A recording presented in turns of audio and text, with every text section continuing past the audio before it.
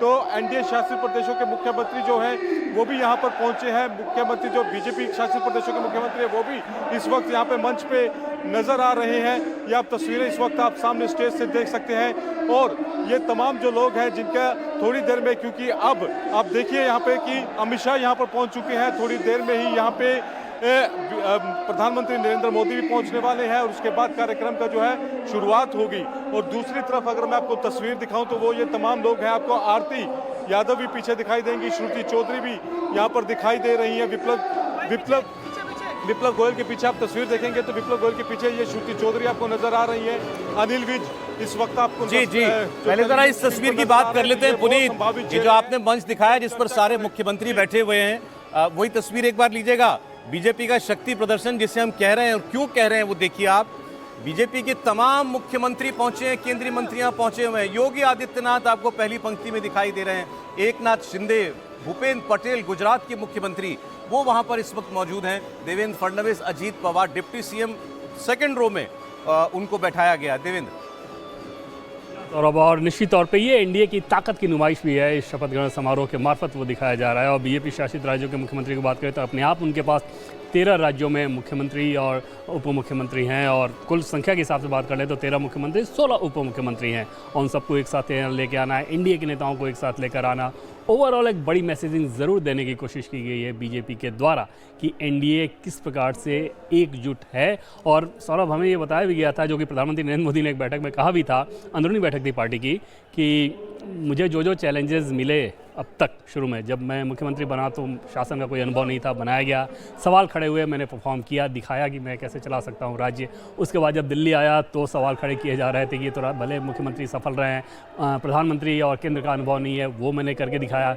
फिर एनडीए की सरकार चलाने को लेकर भी सवाल खड़े किए गए और मैं वहाँ भी दिखाऊंगा कि एनडीए को किस प्रकार बेहतर तरीके से चला सकते हैं हम लोग। और अभी तक नज़र आ रहा है कि बीजेपी चाहे पार्लियामेंट की बात कर लें तो, या पार्लियामेंट से बाहर की बात करें तो, एनडीए का कोऑर्डिनेशन बहुत बेहतर नज़र आ रहा है और हर एक मसले पे बहुत से। अब जरा इन शख्स की बात करें, अमित शाह जो गृह मंत्री है, इस जीत में इनका क्या रोल रहा? बिल्कुल साहब, इसमें कोई दो राय नहीं कि अगर हरियाणा के इस रिजल्ट की बात करें तो प्रधानमंत्री नरेंद्र मोदी के चेहरे, उनके करिश्मे और अमित शाह की रणनीति, उसी ने एक तरह से असंभव से लगने वाले टास्क को, असंभव से मैं इस लिहाज से कह रहा हूं कि बीजेपी का प्रदेश का कोई नेता हो, हरियाणा से आने वाला कोई नेता दिल्ली में जो रहता वो हो, या फिर बीजेपी का दूसरा कोई नेता, हर कोई इस बात को मान रहा था कि तीसरी बार जब हम जा रहे हैं चुनाव में, एंटी इनकम्बेंसी फैक्टर इतना बड़ा हो गया है, कई सारे मुद्दे हमारे खिलाफ हैं, तो इस चुनाव में जीत की कोई संभावना नहीं है। और जो अधिकतम आशावादी दृष्टिकोण जो नेता रख रहे थे वो भी ये कह रहे थे कि 34-35 तक सीटें जा सकती हैं। लेकिन गृह मंत्री अमित शाह ने इस असंभव से लगने वाले टास्क को अपने हाथों में लिया और रिजल्ट आज सामने है। और जिस तरीके से वो काम करते हैं सौरभ, कहते हैं ना कि जैसे ऑस्ट्रेलियन क्रिकेट टीम के बारे में कहा जाता था कि लास्ट बॉल तक वो गिव अप नहीं करते।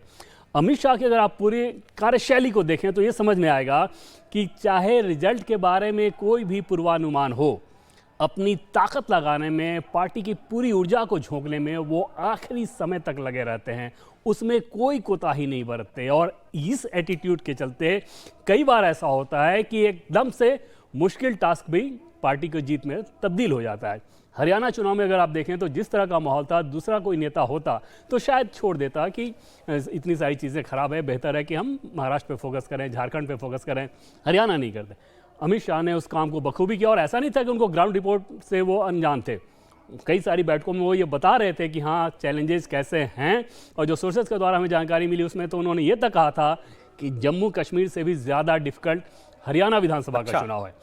और जब वो ये मान रहे थे, उस मानने का मतलब ये नहीं कि उन्होंने इसके बाद गिव अप कर दिया, बल्कि वो ये कह रहे थे कि अगर इतना डिफिकल्ट है तो हमें ताकत भी उसी हिसाब से लगानी होगी और इसको हम जीत में तब्दील कर सकते हैं। छत्तीसगढ़ का ही उदाहरण उठा के देख लें, छत्तीसगढ़ में कौन मान रहा था कि बीजेपी वहाँ जीत सकती है, उन्होंने उस रूप में ताकत लगाई। और जब छत्तीसगढ़ में भी सौरभ गए थे तो प्रदेश के जितने नेता थे उनके कोर ग्रुप के साथ जो बैठक हुई थी, उस बैठक में उन्होंने कहा कि आप लोग चुनाव जीत रहे हैं, अपनी ताकत लगाएं, अपनी ऊर्जा लगाएं, आप लोग मान रहे हैं कि आप लोग चुनाव हार रहे हैं, लेकिन मैं बता रहा हूं कि चुनाव आप लोग जीत रहे हैं। तो जो छत्तीसगढ़ के बीजेपी के नेता थे वो मान के बैठे थे कि उनकी सरकार नहीं आ रही है। दिल्ली से अमित शाह जाते हैं, वो ये बताते हैं कि उनके पास फीडबैक है कि सरकार आ रही है, आप लोग ताकत लगाएं।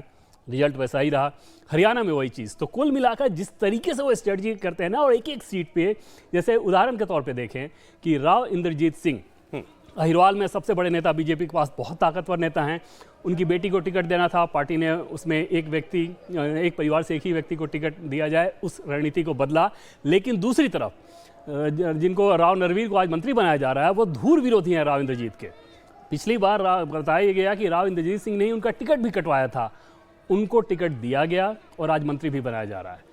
तो ये जो बैलेंसिंग है ये अमित शाह बखूबी कर लेते हैं कि अगर पार्टी के हित में कोई फैसला लेना है जी, उस फैसले को कैसे लिया जाए। उनकी बेटी भी मंत्री बन रही है। बिल्कुल, और राव इंद्रजीत सिंह, बिल्कुल कि उनको भी खुश किया गया, लेकिन उनका जो धूर विरोधी है वो भी मंत्री बनेगा।